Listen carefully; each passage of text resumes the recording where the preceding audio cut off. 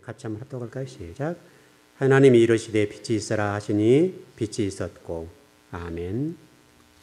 오늘 또 1장 3절을 통해서 같이 은혜를 나누십시다.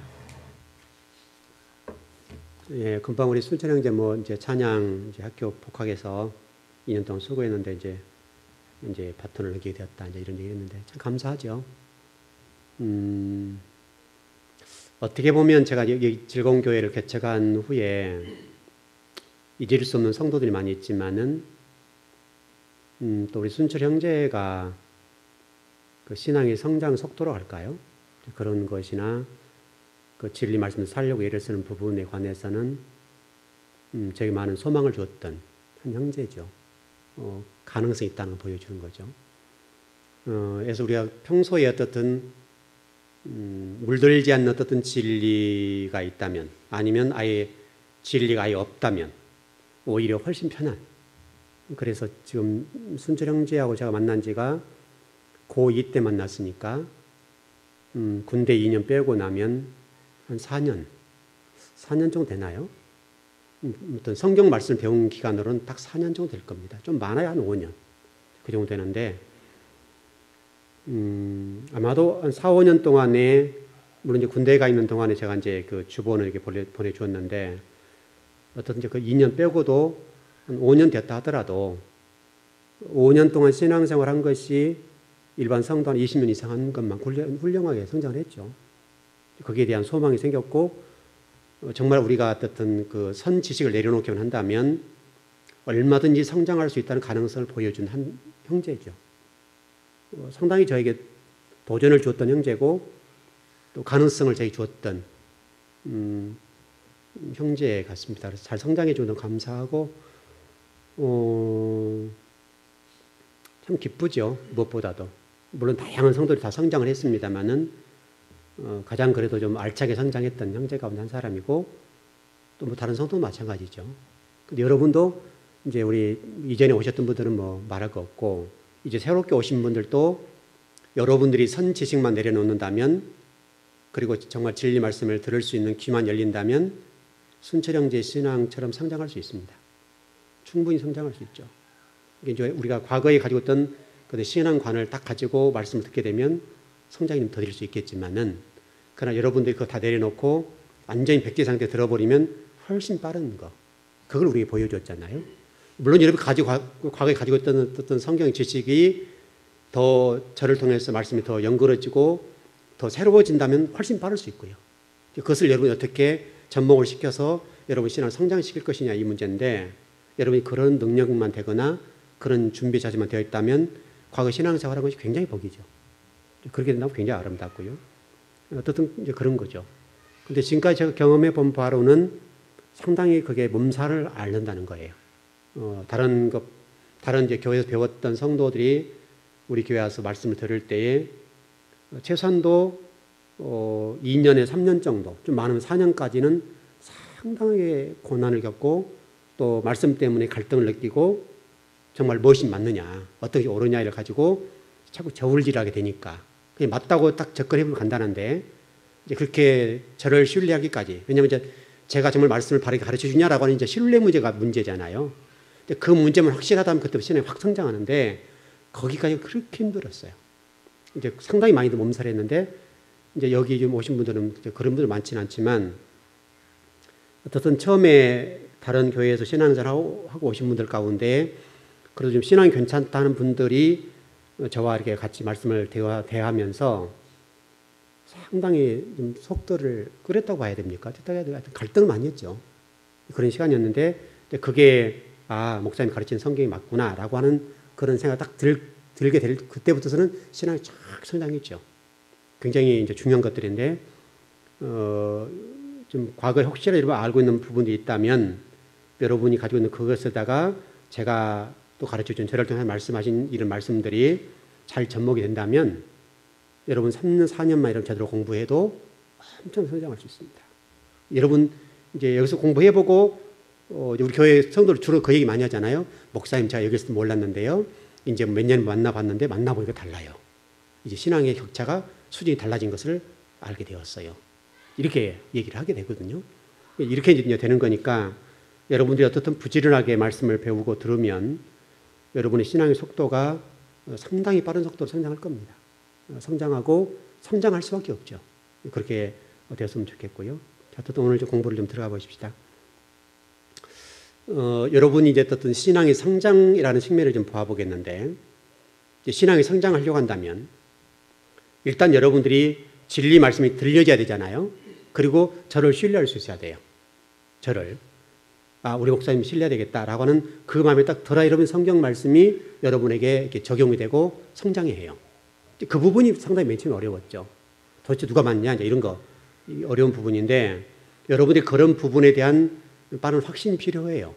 제가 최대한 저도 조심하고 또 저도 나름대로 검증을 해보고 저도 수많은 과정을 거쳐오기 때문에 제가 뭐 목회를 1년, 2년 한 사람이 아니잖아요. 이제 목회 연륜이 꽤 되거든요. 꽤 되고 또 저 나이로 보면 저만큼 단독 목회를 한 사람이 많지 않아요. 쉽지 않아요. 저는 전도사 때부터 단독 목회를 했기 때문에 전도사 시절 신학을 하면서부터 저는 교회를 그냥 섬겼단 말이죠. 우리 김영건 전사님 계시지만은 우리 김영건 전사님이 지금 33인가요? 34이에요? 그렇게 많이 됐어요? 고등학교 2학년 때, 1학년 때 그때 만났으니까요. 그때 물론 이제 중학교 때부터 만났죠. 중학교 때 만났었는데 제가 그 교회 전도사로 갔다가 그 교회 담임을 하게 됐으니까 상당히 오래된 얘기죠. 오래된 얘기지만 그렇게 이제 오래 했죠. 담임 목회자로서 오래 했으니까 제 나이로 보면 상당히 많이 한 거예요. 그래서 저도 뭐 이제 목회 1년이 1년, 2년이 아니고 상당히 오랜 기간을 했기 때문에 나름대로 저도 이제 그런 경험이라든지 이런 것이 있으니까 저도 제 나름대로 저를 뭐랄까요. 컨트롤한다고 표현하면 좀 그렇겠는데 어떤 저를 이렇게 잘 잡아가는 이제 그런 연조는 된 것 같아요. 그래서 함부로 이렇게 하진 않으니까 저 자신을 위해서라도 제가 검증하고 또 검증해 보는 이런 것들 하거든요. 그러니까 여러분들에게 신뢰하고 따라오면 돼요. 그럼 아주 간단한 문제인데 이게 처음에는 어려워요. 이게 상당히 어렵다고요. 어떻든 오늘 좀 정리해 보자면 여러분이 신앙 성장하기 위해서는 교회라고 하는 것과 이 세상이라고 하는 사이에서 오늘 새벽 예배 똑같은 말씀이었는데 교회와 세상이라고 하는 것이 하나로 연결돼야 돼요. 이 부분이 교회와 세상이라고 하는 것이 분리되거나 이렇게 되면 우리가 신앙이 하나가 될 수가 없어요. 하나님 칭찬받을 수도 없고. 그러니까 여러분들이 지금 교회 생활을 오늘 예배를 드리러 오셨는데 예배를 드리는 그 몸 자세 그대로 여러분 세상 속에 나가서 여러분들이 정말 온 메모시 하나도 그리스도인으로서 분리된 자로서 세상 속에 속했지만은 속한 자처럼 살지 않는 그 정도의 어떤 경건성이라고 합니까? 그것은 여러분들이 가질 수 있어야 돼요. 그래야 여러분 신앙이 성장할 수가 있고 또 하나님이 기뻐하실 만한 사람이 될 수 있어요. 왜 그런가 하면 우리가 지금은 거의 말세 시대라고 보지 않습니까? 그렇게 본다면 이사야서 말씀에는 우리가 좀 교회라고 하는 게 뭐냐라고 정리했을 때 타작마당이거든요. 타작마당이란 말은 여러분 곡식 잘 알지 않습니까? 곡식을 이렇게 봄에 씨앗을 뿌려서 가을에 열매를 거둘 때에 그래서 그 뭡니까 그 알곡 안에 그 쭉정이들이 있죠. 그 쭉정이들을 이제 고르는 작업들을 하잖아요. 그럼 고르는 작업들 하려고 하면 지금 물론 지금은 기계가 잘 되었으니까 쉽지만은 과거와 같으면 키질을 하게 되죠. 키질을 하게 되고 그 뭐 표준 언어는 어떻게 되는지 모르겠는데 그 제가 했을 그 뭐 시골에 살았을 때는 그 풍고라고 합니까? 바람풍자에서 바람을 불어서 그 사람들이 이제 어떤 그 바람 불도록 이렇게 작동을 하면 뭐 나중에 기계로 발달됐지만은 처음에는 그게 안 되니까 수작업들을 했는데 그래서 바람을 일으키면 바람이 이게 뭡니까 알고 쭉정이를 이제 날아서 쭉정이 멀리 날아가게 하고 이제 알고 이제 가까이 오는 그런 작업들을 했단 말이죠. 근데 지금은 이제 기계가 다 자동화돼서 쉽지만은 그런 어떻든 그렇게 하는 거죠. 지금도 자동화됐지만 알곡은 알곡대로 쭉정이는 쭉정이대로 고르는 작업들을 하잖아요. 이제 교회가 이제 그런 작업이란 말이죠. 지금 하나님이 지금 하시고 있는 일이 뭔가 하면 저와 여러분 사이에서 알고가 쭉정이를 고르고 있다면 틀림없을 겁니다. 그리고 하나님이 천사 한 사람을 동원해서 여러분 개인의 천사들이 여러분들에게 전부 다 인을 치는 작업들을 하게 될 거고 그래서 주님이 정말 재림하실 때에 일순간에 딱 뽑아버리잖아요. 그런 일이 있으니까 여러분 그럴 때에 여러분들은 박수 치는 자가 되면 안 된단 말이죠. 여러분 성경에 보면 그런 말씀 있잖아요. 그렇게 됐을 때 박수 치는 영혼들이 있더라. 이렇게 됐으니까 여러분이 그 자리에 박수를 치면 되면 안 되고 여러분이 박수 받는 자리가 있어야 된다고요. 박수 받는 자리에 하기 위해서는 여러분 평소에 하나님 말씀을 꾸준하게 한 말씀이라도 순종해 놓는 훈련이 필요해요. 어쨌든 신앙에 있어서 가장 핵심적인 결론이 뭐냐면 순종이잖아요. 결국은 순종 문제예요. 결국은 하나님 말씀에 관해서 내가 순종할 것이냐 이 문제로 모든 게 결정된단 말이죠. 여러분 어쨌든 그 신앙에서는 반드시 순종이라는 부분이 연결되어 있고 순종되지 않는 어떤 신앙이랄까요? 말씀이라고 하는 것들은 이루어질 수가 없는 거예요. 그래서 순종이 그렇게 중요해요. 그래서 성경 곳곳에 보면 우리 출애굽기 9장에도 그런 부분이 말씀되어 있고 신명기 5장 29절, 5장 27절 전부 다 말씀을 전하소서 우리 순종하겠습니다. 그럼 형통하리라. 이렇게 연결되거든요. 아까 우리 순철 형제도 그 얘기했지만 제가 이제 그 예배 전에 좀 와서 물어봤거든요. 학비 어떻게 했냐 물었죠. 왜냐하면 이제 참 목회자 입장은 그러잖아요. 그래서 1년 동안 지금 휴학을 하고 뭐 이렇게 준비를 했는데 1년 동안 휴학하는 동안에 또 학부 부모님에게 뭐죠 학비 달라고 하는 이 부분이 있잖아요. 참 그 부분이 이제 왜냐하면 이제 신고사님이 와서 일했고 교회를 충성했기 때문에 그래서 이게 어떻게 됐을까 진짜 궁금하잖아요. 그래서 물어봤다마는 부모님 도움 받지 않고도 학비를 했다고 이제 그렇게 됐다고 하니까 감사하죠. 감사하고 또 그럼 또 부모님도 뿌듯하잖아요. 1년 동안 여러 가지 뭐 자격증도 따보고 또 1년 동안 또 사회생활이라고 할 수 있습니까? 뭐 신고사님 도와주는 거 이게 이제 하면서 어떤 신고사님이 큰 도움이 됐겠죠. 믿는 사람이 와서 이렇게 오후에 와서 늘 도와주고 매일 와 도와주는 거 쉽지 않잖아요. 또 젊은 사람이 그렇게 해줬다는 것에 너무 감사하고 어쨌든 그랬는데 그럼에도 불구하고 하나님께서 또 그렇게 하니까 우리 순철이 형제 고백했던 것처럼 뭐 돈 벌려고 하지 않았지만은 그래도 학비를 마련할 수 있었으니까 감사하잖아요. 그렇게 했으니까 감사하고 그런 거라 봐요. 어떻든 여러분들이 정말 주님을 위해서 죽기를 각오하고 주님을 살기로 결단을 해버리면 하나님 책임져 주세요. 인생에 대해서. 우리 죽기를 각오하면 뭐가 두렵겠어요? 들을 일 없다고요. 그러니까 여러분들이 좀 정말 그런 자세로 그랬으면 좋겠다. 그리고 우리 데살로니가전서 2장 13절 말씀 보면 그런 말씀이 있어요. 살전 2장 13절에서는 뭐라고 됐는가 하면 하나님의 말씀을 받을 때에 사람을 말로 받지 아니하고 하나님 말씀을 받음이니 진실로 걸어하도다. 이 말씀이 또한 너희 믿는 자 가운데서 역사하느니라. 이게 중요해요. 여러분이 강단에서 선포한 말씀을 하나님 말씀 받는다는 거예요. 제가 여러분 지금 강단 농담하는 거 아니잖아요. 제 어떤 뭐 사상을 여러분 전하려고 하는 것도 아니잖아요. 하나님 말씀을 전하는 것이니까 여러분들이 이 강단에 선포된 말씀을 하나님 말씀을 들을 수만 있다면 하나님 역사하실 거예요. 정말 중요해요. 그래서 여러분 말씀 받을 때에 여러분이 사람의 말로 받지 않고 하나님의 말씀을 받는다면 복이죠. 왜냐하면 지금 하나님 직접 오셔서 말씀하지 않잖아요. 하나님 오셔서 우리에게 야 이렇게 저렇게 이렇게 말씀 얼마나 좋아요.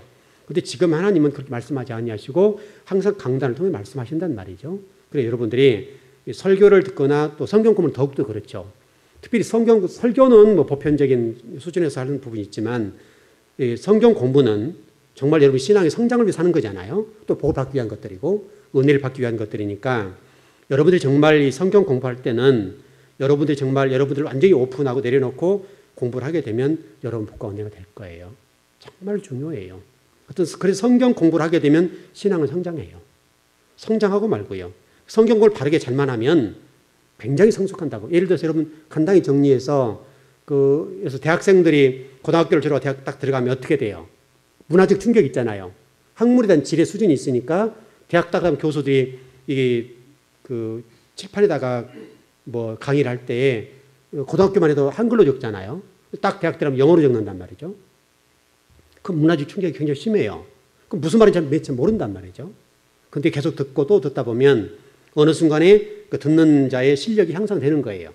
그래서 그 수준이 올라오게 하기 위해서 교수들이 강의할 때 영어로 막 강의를 하거든요.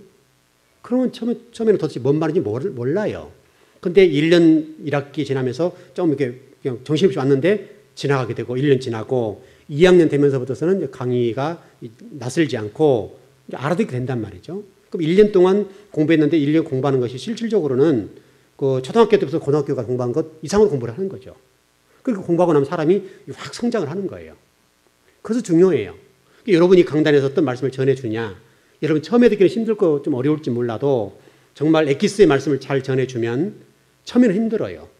저 말씀 뭔 말씀이지? 처음에는 힘들지만은 계속해서 듣다 보면 그 말씀 이해가 되고 또 제가 반복해 주니까. 근데 그것을 한 달 듣고 두 달 듣고 세 달 듣고 하다 보면 말씀이 이제 이런 거구나. 이해가 되는 거죠. 우리 이선민 집사님 지금 어떠신지 모르겠어요. 지금 거의 1년 돼 가나요? 1년 이제 돼 가죠. 처음과 지금 어때요? 이제 듣는 것이 좀 숙달이 좀 잘 되셨나요? 이해가 좀 잘 들려오나요? 처음에는 좀 힘드셨죠? 많이 힘드셨을 거예요. 지금은 어때요? 지금 괜찮은 편이에요? 네. 기본 신앙이 있으니까요. 기본 신앙이 있고 훈련된 분이니까 시골에 사셨기 때문에 그냥 평이한 설교를 듣고 오셨잖아요. 그랬다가 이렇게 해서 공부가 좀 이렇게 좀 깊이 들어가니까 처음에는 아마 굉장히 힘들었을 거예요. 그럼 우리 집사님 신앙생활 몇 년 하셨죠? 한 20, 30년 하셨죠? 그러니까요. 그렇게 오래 하신 거죠. 오래 하셨는데도 불구하고 우리 교회 와서 지금 성경 듣고 설교하는 것이 굉장히 어렵다고요. 왜냐하면 우리 평이하겠지만 하는 설교가 어렵잖아요. 또 성경 공부가 그렇게 돼 있고. 그러니까 처음에 와서는 굉장히 힘들죠. 처음에 굉장히 와서 제가 말을 이렇게 듣진 않았지만 아마도 고생하셨을 거예요. 도대체 이게 뭔 말씀일까? 이해가 안 되고. 도대체 이게 뭔 말씀일까? 굉장히 막 힘들었을 거라고요. 근데 이제 1년 쫙 계속 듣다 보니까 그래서 우리 집사님 계속 수요일, 금요일 새벽 예배, 그 다음에 금요, 주일 오후 계속해서 나와서 말씀 들으니까 말씀이 이해가 되고 이제는 실질적으로 굉장히 많이 듣는 거죠. 그렇게 되다 보니까 공부가 이해가 되고 말씀이 들려지게 되는 거죠.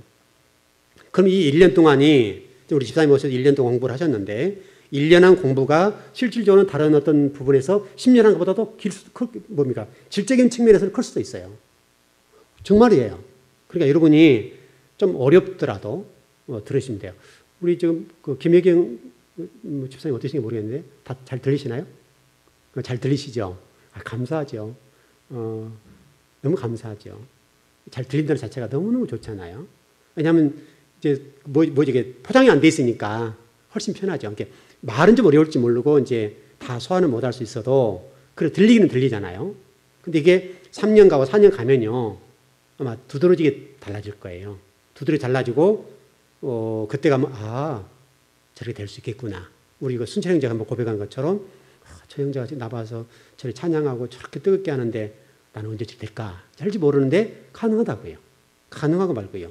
그것은 말씀을 꾸준히 듣고 또 듣고 제가 반복해 드리고 또 반복해 드리고 하다 보면 나도 모르게 그 말씀 익숙해지는 거죠. 그러면 성장이 되는 거예요. 이게 공부가 되니까 성장이 되고 지혜도 쌓이고 지식도 쌓이고 그렇게 되는 거예요. 어떻든 간에 여러분 말씀을 들을 때에 사람의 말로 듣지 말고 하나님의 말씀을 듣는다 하면 굉장히 복이 오요. 그렇게 되면 뭐라고 되냐면 역사는 힘이 많다 그랬다면 역사는 힘이 많다는 말은 운동한다는 말이에요. 하나님 말씀이. 운동한다는 말은 여러분 삶 속에서 직접적으로 복을 줄 장에 복을 주고 은혜를 줄 장에 은혜를 주고 또 삶의 모든 영역에서 구원의 어떤 은혜를 베풀어 주시는 것이죠. 때를 따라 복도 주시고 모든 일을 정리도 해 주시고 다양한 각도의 하나님 일을 하신단 말이죠. 그렇게 되어서 여러분들의 복이 될 수가 있습니다. 이제 더 중요한 것은 그 데살로니가전서 2장 13절 말씀 가운데에 이 하나님 말씀을 받다라는 말씀, 받음이니 이런 말씀 받다. 이 단어가 아주 중요해요. 받다, 하나님 말씀 받다는 부분인데 이 헬라어 단어로 보니까요 2가지 의미가 있어요. 무슨 의미가 있냐면 전자와 후자로 보겠는데 전자는 제가 여러분들이 가르쳐준 그대로 여러분 받아들이는 자세. 그 다음에 후자는 내 가치관과 내 사고와 내 의식으로 말씀을 해석해버리는 수준. 이 2가지 단어예요. 이게 받다는 표현이 2가지 의미가 있어요. 그러니까 제가 전해준 그대로 순수하게 받아들이면 신앙이 성장하겠죠. 이게 필요하다고요. 여러분들에게 있어서 그래서 출애굽기 3장이나 여호수아 5장 같은 데 보면 이력서 내려놓으라 그 말이 있죠. 또 신발 벗어 이 말이 똑같은 얘기예요. 여러분들이 여러분이 가졌던 기본적인 모든 것들을 딱 내려놓고 말씀을 들으면 신앙이 성장을 해요. 이 부분이에요. 근데 여러분이 가지고 있는 인간적인 지식, 또 경험, 또 거기다 말씀을 들었던 부분이 있죠. 이게 종합적으로 가지고 여러분 스스로가 이제 설교를 들으면서 하냐면 다 해석을 해요, 여러분들이. 저 말씀은 이 말씀이고, 저 말씀은 누구 집사에게 하는 말이고, 저 말씀은 누구에게 하는 말이고, 다 해석을 한다고 여러분 스스로가 해석해서 딱딱 다 이런 말씀을 먹여줘요, 여러분 개인적으로. 이 부분이에요. 이렇게 되면 신앙이 절대로 성장하지 않아요. 그래서 지금 여기 받다라는 표현이 헬라어 단어에서 객관적으로 말씀을 받을 거냐, 아니면 주관적으로 해석할 것이냐, 이 문제예요. 이 문제가 너무 중요한 거예요. 그래서 여러분이 말씀을 드릴 때는 여러분의 모든 가치관과 의식구조와 생각들, 그걸 완전히 내려놔야 돼요.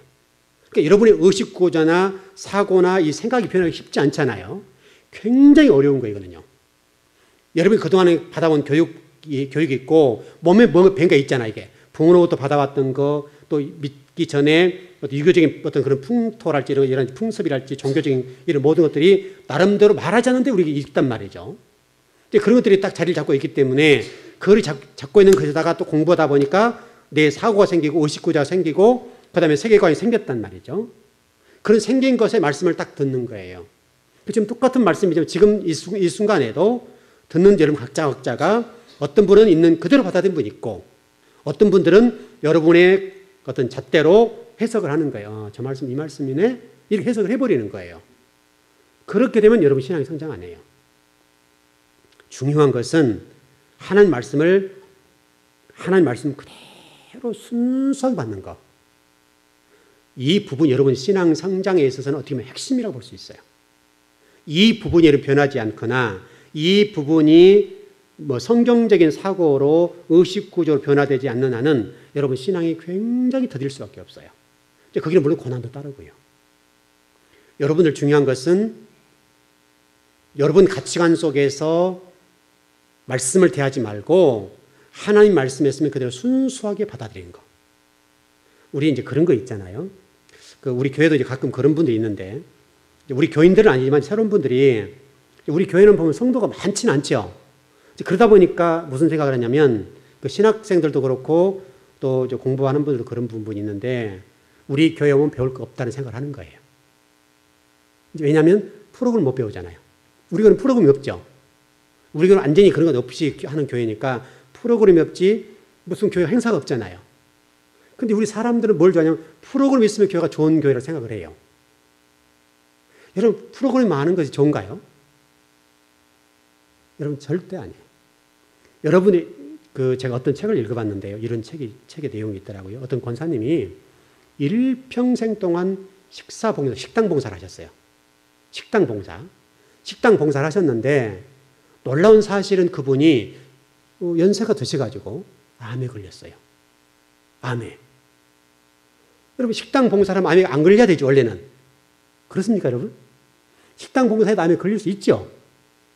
식당 봉사에도 암에 걸릴 수 있단 말이죠. 내가 몸 관리 잘못하거나 해서 병원에 가서 뭐 검진을 안 해봤거나 뭐 예를 들어서 정기 검진 안 했다거나 또 우리 한국 사람들이 지금 여성들 가운데 3명 가운데 1명은 암에 걸리니까 그렇고 어떤 식당에서 일평생 봉사를 했기 때문에 하나님 자기는 암이 안 걸리게 해줘야 된다 생각했던 모양이죠. 그런데 불행하게도 그분이 암에 걸렸어요. 그 다음에 고백한 게 뭔지 아세요? 목사님 이렇게 하는 거죠. 하나님 앞에도 그렇고 목사님 내가 일평생 동안 식당 봉사했는데 내가 왜 암에 걸려요? 하나님 안 계셔요. 이런 마르다 얘기죠. 봉사하고 헌신하고 충성한 것은 좋은 것이지만 그러나 교회에 있어서 본질적인 것은 식당 봉사가 아니에요. 본질적인 것은 예배고 말씀을 배우는 거죠. 지금 저 틀립니까? 그러니까 지금 한국 교회가 프로그램 중심으로 교회가 흘러가다 보니까 그게 교회의 핵심이 돼 있어요. 여러분 프로그램 가지고 구원받지 못해요. 프로그램 가지고 하나님 기뻐하실 일 아니라고요. 성도가 바쁠지는 모르지만 하나님과는 무관할 수 있어요. 중요한 것은 하나님 말씀을 배우는 거예요. 그러니까 정말 좀 안타까운 건데 프로그램은 책 보면 돼요. 책 같은 데 보면 수많은 자료가 나왔어요. 그런 프로그램을 배우려고 한다면 몇 교회만 연구하면 금방 나와버려요. 굳이 그렇게 할 필요가 없다 이 말이죠. 근데 저는 어떻든 좀 단순하게 목회를 하는 입장인데 저는 너무나 프로그램이 없으니까 너무너무 좋아요. 우리 교회 많이 성도를 제가 막 화요일 나오시오, 전도합시다. 또 뭐 기도합시다. 우리 교회 뭐 행사에 나오십시오. 이 행사고 저 행사고 나오십시오. 직장도 그만두시고 교회 나오십시오. 하면 얼마나 좋겠어요. 근데 그건 아니라고요. 마치 그것이 신앙인 것처럼 포장이 되거나 마치 그게 믿음인 것처럼 포장이 돼서는 안 된다고요. 여러분 교회 와서 그런 행사 열심히 하기 때문에 신앙이 좋아지거나 그것이 신앙이 좋은 상태는 아니에요. 마리아와 마르다 얘기를 잘 보시면 돼요. 우리 주님이 오셨을 때에 마리아는 주님 이게 앞에서 말씀을 듣는 일이 열심히 했고 마르다는 주님 음식을 대접하려는 일이 열심히 했다고. 나쁜 게 아니죠. 선후의 문제에서 어떤 것이 더 중요한가의 문제에 있어서 음식을 준비해서 마련하는 건 좋은 것이지만은 그러나 하나님이 원하셨던 것, 예수님이 원하셨던 것은 그것은 그 다음 부차적인 거예요. 예를 들어서 제가 여러분 신방을 갔다 합시다. 만약 여러분이 어떻든 목사님 좀 신방 좀 와주세요. 해가지고 갔다고요. 갔는데 목사님 예배 드리세요. 해놓고 여러분 이제 저 혼자 지금 이제 앉아 있는 거죠. 그래놓고 물론 집사는 따라갔겠지만 그래놓고 이제 그 주방에 가서 열심히 맛있는 걸 준비하면서 아 목사님 아멘 하면서 한다 합시다. 그럼 그게 지금 바르게 된 거예요? 아니죠. 먹는 것은 안 먹어도 돼요. 제가 얻어먹으러 간 게 아니잖아요. 예배 드려주러 가고 하나님 뜻을 전하기 위해서 간 것이고 또 그분의 뭔가 필요한 부분이 있기 때문에 간 것인데 그거를 듣는 것이 중요한 거잖아요. 그러니까 마치 제가 갔기 때문에 오랜만에 갔으니까 뭐 제가 막 신방하는 사람이 아니니까 신방 왔으니까 정말 목사님 신방 왔으니까 정말 귀하게 오셨다 해서 가장 귀한 것을 제게 준비해서 줬다 합시다. 그럼 하나님 입장에 봤을 때는 제가 봤을 때 그게 옳으냐 이 말이죠. 안 먹고 와도 돼요. 그냥 물 한 잔 먹고 와도 된다 이 말이죠. 이게 중요한 것은 제가 거기에 간 목적, 내가 신방을 가야 될 목적이 무엇인가가 놓치면 안 된다 이 말이죠. 교회라고 하는 것이 예를 바쁘게 돌아가고 행사 뛰고 교회가 바쁘고 계속 성도를 돌려서 행사맨을 만들어서 그게 교회가 바쁘게 돌아가니까 신앙이 좋다. 그런 것은 아니라 이 말이죠. 근데 이게 착각이에요, 착각. 그래서 신학생들도 그런 분들이 있고 또 이제 뭐 또 좀 그 신학 좀 한 분들도 교회 겉모습 보고 찾아간단 말이죠. 이게 중요한 것은 그 강단에서 진리를 바르게 선포해 주느냐, 말씀을 바르게 가르쳐 주느냐, 내 앞길을 성경으로 바르게 인도해 주느냐, 이 문제가 중요한 문제 아니에요? 여러분 신앙생활 그것 빼면 뭐 있어요? 본질적인 걸 빼면 다 나머지 비본질적인 거잖아요. 비본질적인 것은 누구든지 할 수 있는 거예요. 그래서 여러분 오늘 절대로 잊지 말 것은 데살로니가서 2장 13절에서 하나님 말씀 받을 때에 헬라어 단어에서는 두 가지로 설명을 하는데 전자는 하나님 말씀을 그대로 객관적인 입장에서 그대로 받아들인 것. 두 번째는 후자는 주관적인 입장의 말씀 받아들이는데 여러분이 말씀 받을 때는 주관적인 입장의 말씀을 받아들이면 절대로 안 돼요. 왜냐하면 하나님 말씀이니까. 하나님 말씀은 내 주관을 의지하는 게 아니죠. 내 생각과 하나님 말씀은 달라요. 하나님 말씀은 그냥 말씀일 뿐이에요. 말씀인데 그것은 직선이에요. 내 생각이 가미될 수가 없다 이 말이죠. 내 생각을 버텨도 안 돼요. 그렇다 내 말씀으로 버텨서 뭔가를 만들면 안 된다 이 말이죠. 하나님 말씀 안식을 그렇게 지키라 했으면 안식을 그렇게 지키는 거예요. 헌신을 했으면 헌신하는 거예요. 기도를 했으면 기도하는 것이 기도 나 바빠 못해. 이렇게 해석을 하잖아요. 그럼 하나님 이해하시겠지. 하나님이 그런 말씀 없다고요.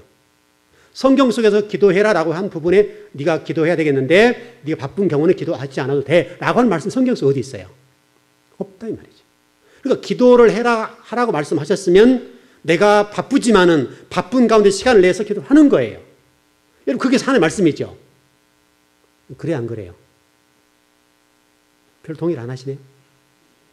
동의를 안 하세요. 왜냐하면 불리하니까 여러분들이. 근데 성경을 읽어보세요. 창세부터 요한계시록까지 하나님 기도하라는 말씀 가운데 부차적으로 첨부해서 너 바쁠 때는 안 해도 돼 라고 한 말씀은 없다 이 말이죠. 기도하라고 했다고 하는 것은 그 말은 이유가 있다 이 말이죠. 기도함으로 인해서 내가 노력하고 내가 수고해서 얻는 것보다도 뭐 세상 속에서 행복이라는 각도에서 뭔가를 한다 할지라도 기도함으로 하나님 주어진 복과 비교해서는 게임이 안 된다 이 말이죠. 그러다 여러분들 늘 말씀드렸던 것처럼 깨가 1000바퀴 도나 10,000바퀴 도나 호박 한 바퀴 도는 것이 훨씬 빠르다 이 말이죠. 하나님 복을 주신 걸 통해서 호박이 돌도록 만들어주는 것이 우리 기도고 말씀이지 깨가 바짝바짝 돌아봐야 그것은 거기다 이 말이죠.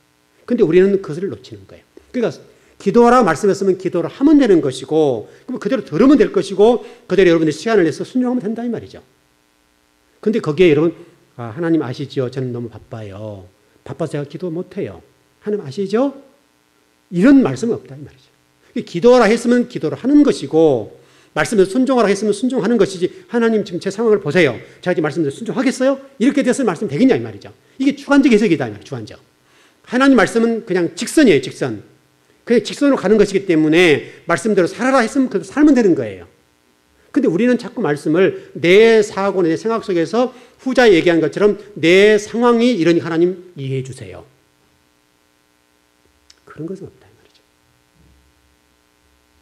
여러분들이 말씀을 받을 때에 여러분의 주관적인 해석을 통해서 말씀에 반응하지 않길 바랍니다. 정말 중요해요. 이 부분은요, 여러분들이 이 부분이 정리가 안 되면 어떤 말씀을 선포하거나 설령 이 자리에 하나님 오셔서 말씀하셔도 여러분들이 주관대로 해석을 할 거예요. 정말로. 그러니까 하나님 모세에게 첫 번째 그를 불러서 지도자를 세울 때 하신 말씀이 뭐예요? 너 이리서 내려놔. 네가 애굽 어떤 궁중에서 궁중 왕이 되는 교육을 40년 받았어.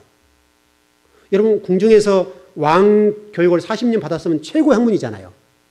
그렇게 받았고 또 그것을 실습했어요. 40년 동안 미디안 광에서 현장에서 실습했단 말이죠. 그럼 얼마나 지혜가 넘쳐나겠어요. 그래도 불구하고 하나님이 모세를 불러놓고 하는 첫 번째 말이 뭐냐면 너 이력서 내려놔. 네가 가져온 지식도 내려놔. 너 경험도 내려놔. 네 사고도 내려놔. 네 의식도 내려놔. 네 세계관도 내려놔. 내가 너희 입에 물려주는 대로만 말해. 이게 지도자예요. 그래서 저는 오늘 아침에 저 새벽 예배 기도하면서 하나님 이런 기도해요. 하나님 저희 말씀을 물려주세요. 말씀을 물려주셔서 그 말씀만을 선포하게 도와주세요. 주의 종이니까. 제가 주의 종이 이 자리에서 만일에 뭐 세상적인 뉴스 얘기하고 내려가면 되겠어요? 안 되겠어요? 시간은 때울 수 있겠죠. 그런 자리가 아니잖아요. 이 자리는 무거운 자리고 하나님의 말씀을 대언하는 자리이기 때문에 하나님 입장에서 말씀을 대언해 줘야 되잖아요. 그럼 여러분이 준비할 것은 하나님 말씀 받을 때에 받다. 설전 2장 13절의 말씀과 하나님 말씀을 받음이니 이 받음이라는 단어에서 우리에게 하나님 말씀하신 게 뭐냐면 너는 말씀을 그대로 받아. 네 객관적인 입장에서 네 생각, 네 환경 다 빼고 순수하게 받아들여. 네 생각은 나에게 절대 안 돼. 네 주관적인 생각이 함유되면 안 돼. 그래서 우리가 그 음식에 조미료 너무 맛있죠? 그리고 다 빼버리고 예를 들어서 정말 그 뭡니까? 미식가들은 그래서 고사리다. 고사리의 맛이 나도록 해줘야 될 거 아니에요. 그거 맞는 거죠. 그래서 고사리나 또 뭐 콩나물이나 맛이 똑같다면 어떻게 되겠어요? 이것은 안 되는 거죠. 고사리는 고사리로서의 맛이 나야 되고 또 뭡니까? 콩나물은 콩나물대로의 맛이 나야 되고 취나물은 취나물대로 그 독특한 향기가 나야 되고 또 그 다음에 뭐 기타 다양한 나물들 있잖아요. 그래서 뭐 배추 김치는 배추 김치의 독특한 맛이 나야 된다 이 말이죠.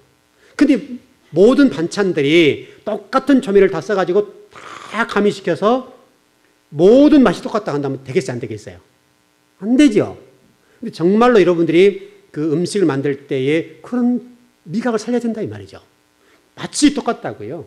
여러분 말씀을 받을 때에 여러분이 뭔가를 첨가시켜가지고 말씀을 똑같이 만들 여러분 가치관과 여러분 생각 속에서 말씀을 격화시키거나 그 말씀을 한번 이렇게 바꿔버리면 어떻게 되겠어요? 타협해버리면 어떻게 되냐고요? 하나님 말씀이 능력이 안 되죠. 아까 역사한다는 말씀 있잖아요. 역사한다는 말은 헬라어 단어에서는 운동한다. 하나님 운동하시죠. 운동한다는 말은 막 일한다는 이런 표현이 아니라 여러분의 편에서 일을 해주시겠다는 말이에요. 여러분의 어떤 필요한 부분들에서 건강이 안 좋은 부분이 있다. 그럼 건강을 위해서 기도해 주시는 하나님. 치료해 주신다 이 말이죠. 또 뭔가라도 구원받을 일이 있다고 한다면 그 구원받을 일에 관해서 역사해 주시겠다는 거예요. 그게 운동한다는 표현이에요. 운동한다. 여러분 말씀이라는 것에 전번에 우리 공부했을 때 충만, 능력, 뭐 이게 풍성 그런 것도 있다고 그랬죠. 그리고 역사해 주겠다는 거예요. 여러분 오늘 이 밤에 정말 이거 하나만 정리했으면 좋겠어요. 정말로 여러분의 의식구현 사고들이요. 좀 하는 말씀을 받을 때나 말씀을 대할 때는 그 부분을 좀 내려놓았으면 좋겠어요.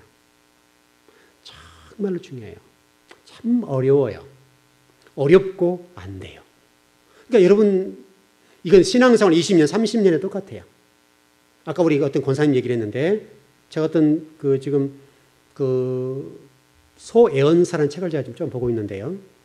호세아부터 말라기까지 좀 새로운 각도로 책이 좀 나온 책이 있어서 제가 보고 있는데 그 책에서 나와 있던 내용이에요. 어떤 권사님 얘기를 하신 거예요. 권사님이 일평생도 교회에서 식당 봉사를 하셨는데 암에 걸려서 이제 좀 어렵게 됐단 말이죠. 손을 쓸 수 없는 상황이 됐는데 끝에 하나님 부인하고 죽었어요. 이런 불행한 일이 어디 있어요? 결국은 여러분들이 말씀을 제대로 이해 못하니까, 신앙이 무언지를 이해 못하니까 식당 봉사에서 하나님 구원해 주실 거지. 그런 건 아니죠. 그런 건 아니에요. 식당 봉사가 나쁘다는 말 여러분 헌신하셔야 돼요. 말씀을 받은 자라서 봉사를 하셔야 되지만 그것이 중심이 돼서는 안 된다 이 말이죠. 여러분들 혹시라도 주일날 밥 안 먹으면 어때요? 그것보다 중요한 것은 예배를 드리고 남아있는 시간에 밥을 하는 게 중요하죠.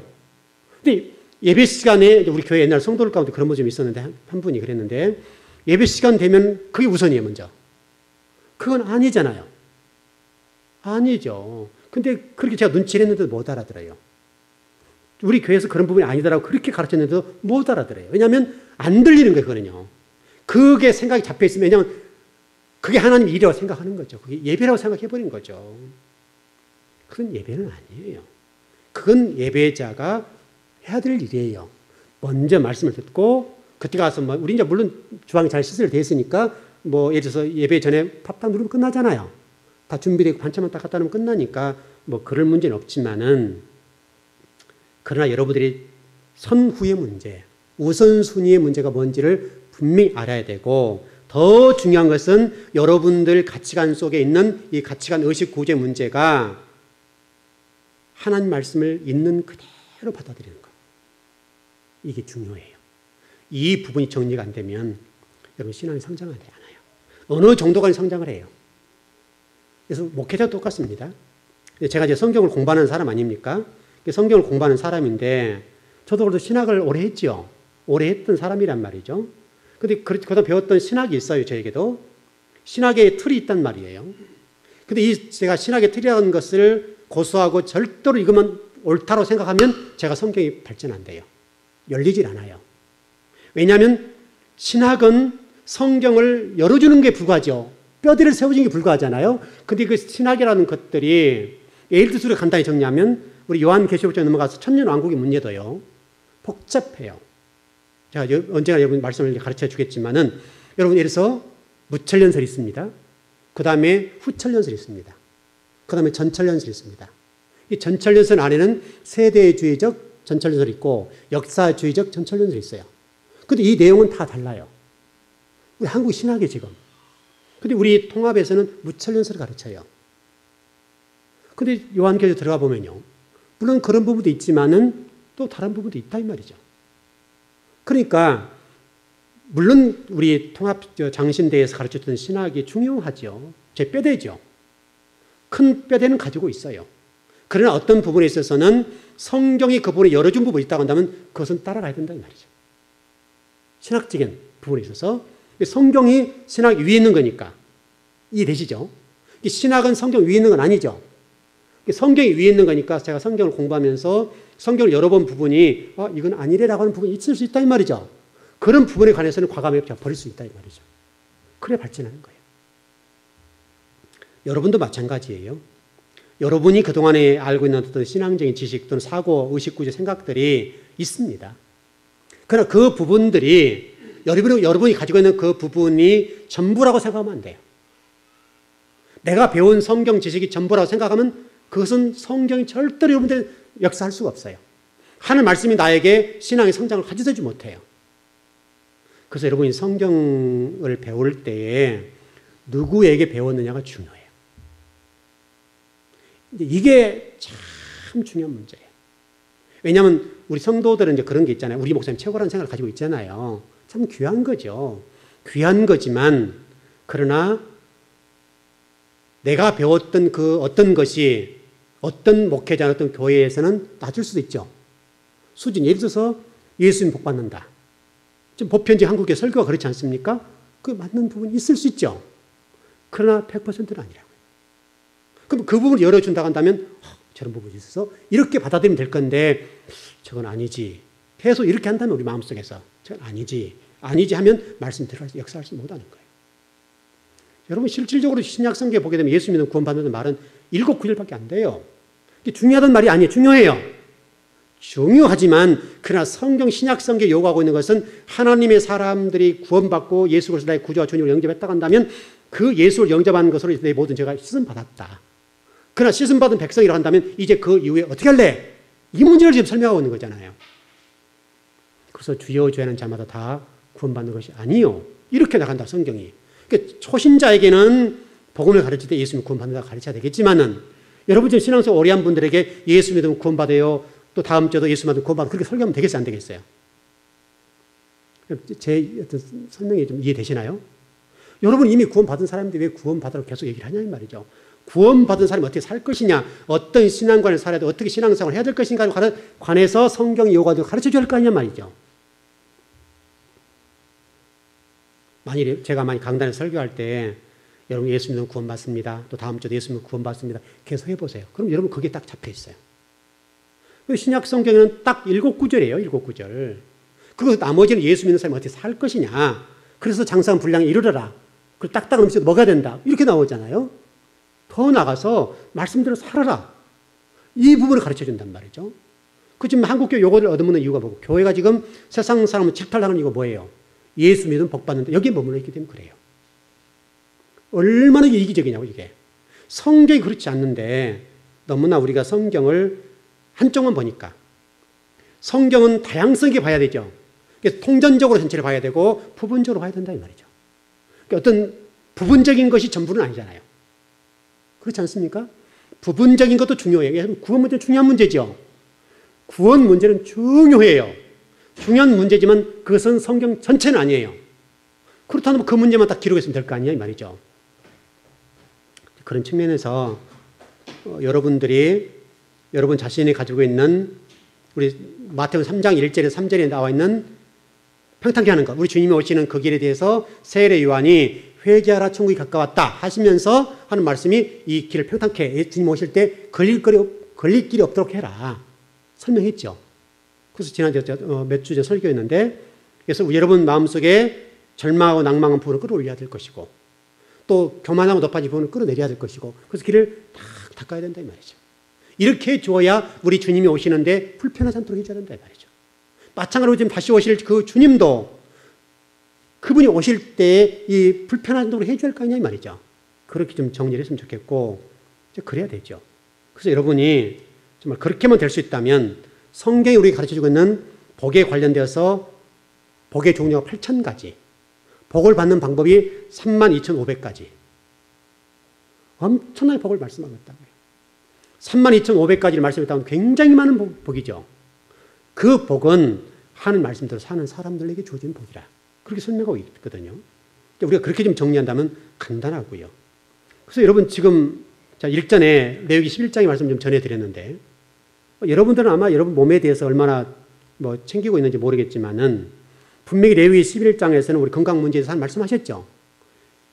예배와 주의 종과 그 다음에 성전 문제 포함되겠죠. 그 다음에 중요한 것이 우리 건강 문제라고요. 믿는 사람들은 음식 하나 먹는 까지도 건강해야 된다는 거예요. 또 구별돼야 된다는 거예요. 그게 아버지가 예배와 관련되어 있는 성전과 또 예배와 주의 종과 제사장, 구약시대로는 신약시대로는 목회자 입장이고 그 다음에 다루고 있는 문제가 음식 문제라 이 말이죠. 여러분들이 음식 문제를 꾸준하게 10년, 20년만 잘못 먹어놓으면 여러분들 몸은 망가질 수밖에 없잖아요. 그리고 여러분 만약에 어떤 권사님처럼 얘기하기를 하나님 왜 나에게 이렇게 봉사했는데 왜 이래요? 라고 얘기하면 안 된다 이 말이죠. 평소에 여러분들이 어떤 음식을 먹을 때도 절제하고 잘 관리하고 다스려서 음식을 먹어두셔야 되고 하나님의 사람으로서는 당연히 그래야 되죠. 당연히. 왜냐하면 우리 몸이 성전이잖아요. 성전. 성전이기 때문에 성전에 하나님 말씀하시고 성전답게 대하라는 거예요. 대하라는 거야. 그런데 여러분이 만약 몸을 성전답게 대하지 않으면 어떻게 되겠어요? 그러니까 여러분이 몸이 좀 불편하면 몸 관리를 하셔야 돼요. 아프기 전에. 잘 하셔야 돼요. 지금 요즘 우리 교인들 감기들이 많이 이제 오셨는데 관리 잘 하셔야 돼요. 몸 아프면 기도해야 돼요. 할 수 있어요? 못해요? 못해요. 예배당 못 나와요. 아프면 못 오니까. 물론 뭐 입원하기 전에 나와야 되겠지만은 그런데 말이죠. 그래도 불편한 건 사실이에요. 물론 환절기 때문에 이제 그런 일이 있을 수 있겠지만은 여러분 개인적으로 여러분 몸이 성전이라는 사실을 잊지 마시고 정말 여러분 성전된 몸을 관리를 잘해서 하나님의 사람답게 살도록 준비하셔야 된다 이 말이죠. 이 모든 것들이 우리 예배를 위한 것들, 하나님 나라를 위한 것들이니까 하나하나를 준비를 다 해야 돼요. 또 순종하려고 한다면 온전히 순종하든지. 소돔 고모라 땅에 롯과 그 가족들 있지 않습니까? 말씀을 순종하지 않으니까 천사들이 확 끄집어내잖아요. 유황불이 떨어진다 해도 긴급성을 모르잖아요. 지금 우리 성도도 똑같아요. 아무리 주님의 나라 가까웠다 얘기해도요. 우리 별로 관심 없어요. 물론 우리는 이 신앙이 준비됐으면 간단하죠. 우리 교회는 준비됐기 때문에 간단하게 생각하고 준비됐으니까 문제가 없겠죠. 그렇지만 여러분들이 절대 잊지 말 것은 우리가 그 시대에 맞게 준비를 해야 된다. 자, 여러분 자본주의적인 좀 정리해볼까요? 시간이 다 됐는데 결론만 좀 정리합시다. 자본주의 결론이 뭐예요? 자본주의 결론이 모든 사람이 행복하다. 그렇게 됐습니까? 더 힘들어지죠. 과거에는 남편 혼자 돈 벌어도 먹고 살았어요. 근데 지금은요. 혼자 해가지고 먹고 살지 못할 때가 됐어요. 미국식이 된 거예요. 미국식. 미국은 부부가 같이 벌어 먹고 살잖아요. 그런데도 불구하고 미국 사람들 가운데 5명 가운데 1명은 굶어요. 이게 자본주의예요. 그러니까 이게 부익부, 빈익빈이라는 것이 격차가 가면 갈수록 많아요. 우리나라 좀 중산층이 무너졌잖아요. 그게 답이 아니에요. 결국 신본주의라고요. 결국 하나님이 여러분 복을 주셔야 되고 하나님이 여러분 인생을 행복해 주셔야 되는 거예요. 그런 측면으로 정리해보자면 여러분이 열심히 돈을 버십시오. 그러나 돈이 여러분의 인생의 목표, 목적은 안 됐으면 좋겠습니다. 수고하셔야 됩니다. 제가 아마 그 이번 주 칼럼에 좀 썼는데 행복이라는 관점에 좀 글을 썼습니다. 글을 썼는데 행복은 나로부터 주어지지 않습니다. 내가 노력한다고 행복하지는 않습니다. 행복은 하나님께서 주십니다. 그것을 놓치면 안 됩니다. 여러분들이 하나님이 나에게 복을 주신다는 사실을 절대 잊지 말고 여러분 인생을 산다면 답은 나오지 않을까 싶습니다. 좀 결론 정리해 봅시다. 오늘 여러분 공부한 것 가운데 절대 잊지 말 것은 한 가지만 잊지 맙시다. 받다. 말씀 받는데 내 주관적인 양념이 쳐지지 않도록, 내 주관적인 해석이 가미되지 않도록 말씀 그대로 순수하게. 그래서 우리 그 민혁이 같은 아이들은 있죠. 이 아이들은 그대로 믿죠. 그대로 믿거든요. 그대로 믿는데 우리 어른들은 뭔 말하면 벌써 머리가 돌아가잖아요. 저 말이 뭔 말이야? 순수하게 안 받는 거예요. 그래서 민혁이에게 어떤 높은 데 있으면 민혁아 뛰어. 목사님 받아줄게. 그럼 뛰어내려 안 뛰어내려요? 뛰어내리죠. 쟤는 뛰어내려요. 근데 여러분들 많이 뛰어내리라고 한다면 목사님 저렇게 손을 확 치워버린 거 아니야? 그러면 내가 깨지겠지. 다치겠지. 우리 일이 돌아가는 거죠. 우리가 복잡한 거죠. 우리가 생각이 많으니까 복잡하게 돌아가는데 그런 어린 아이들은요. 그래서 우리 세빈이 같은 경우도 와서 저한테 자꾸 이제 사랑받으려고 저를 찔벅찔벅 하거든 이렇게 건드려요 저를. 예배당에 와가지고도 이제 알아달라는 거죠 좀. 이쁘다 이제 한번 해주면 이제 좋아서 입이 쫙 부러져요. 부러지는데 해주는 거죠. 해주는데 저런 아이들 같은 경우는 제가 얘기하는 대로 그대로 믿죠. 그대로 믿는 거예요. 예쁘다 하면 아 내가 이쁜가 보다 이렇게 믿는단 말이죠. 근데 어른들 예쁘단 말이 뭔 말이야 저게.